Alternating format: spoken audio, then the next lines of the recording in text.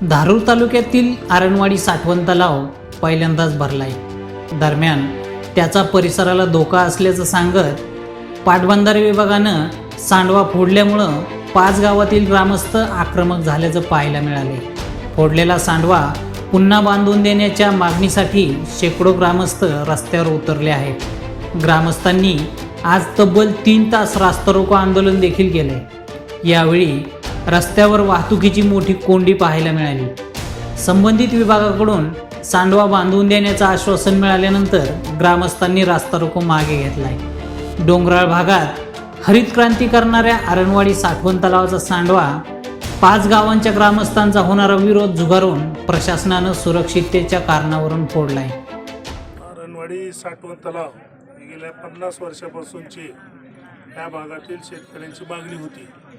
ती मागच्या युती सरकारच्या काळामध्ये पूर्णत्वास आली।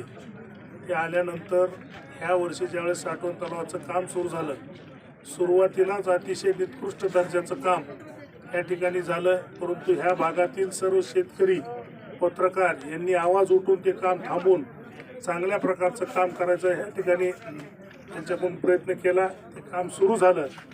काम सुरू झाल्यानंतर पहिल्याच याच्यामध्ये सुरुवातीलाच पाऊस पडल्यामुळं या साठवण तलावामध्ये पाणी आलं।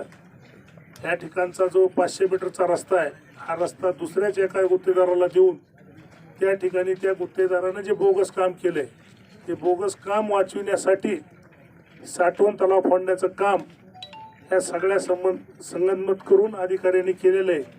त्याचा निषेध म्हणून आज आम्ही ह्या ठिकाणी आंदोलन करीत आहोत।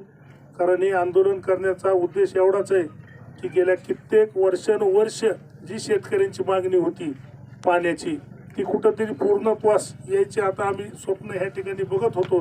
परंतु ते तसं चुकीचं काम झाल्यामुळं ते पूर्ण होऊ देण्याचं काम ह्या जे अधिकाऱ्यांनी केलेलं आहे, ह्या अधिकाऱ्याच्या निषेधार्थ आज हे आंदोलन ह्या ठिकाणी सुरू झालेलं आहे। आंदोलनाचा हा दुसरा टप्पा आहे। येत्या 15 ऑगस्टपर्यंत जर याचा निकाल नाही लागला तर आम्ही ह्याच ठिकाणी ह्या साठवण तलावामध्ये आम्ही उड्या मारून या ठिकाणी आम्ही जलसमाधी घेणार आहोत। धारूर तालुक्यात आरणवाडी साठवण तलावाचं काम 17 वर्षांपासून संथ गतीनं सुरू होतं। यावर्षी हे काम कसं तरी पूर्ण झालंय। या तलावाच्या बाजूनं गेलेल्या पर्यायी राष्ट्रीय महामार्गाचं काम करताना रस्त्याची उंची वाढवली नाही। 20 जुलैला MRDCने पत्र देऊन पाणी साठा कमी ठेवावा, अन्यथा रस्त्यास धोका होऊ शकतो असं कळवल्यानंतर पाटबंधारे विभागाच्या अधिकाऱ्यांना जाग आली आहे।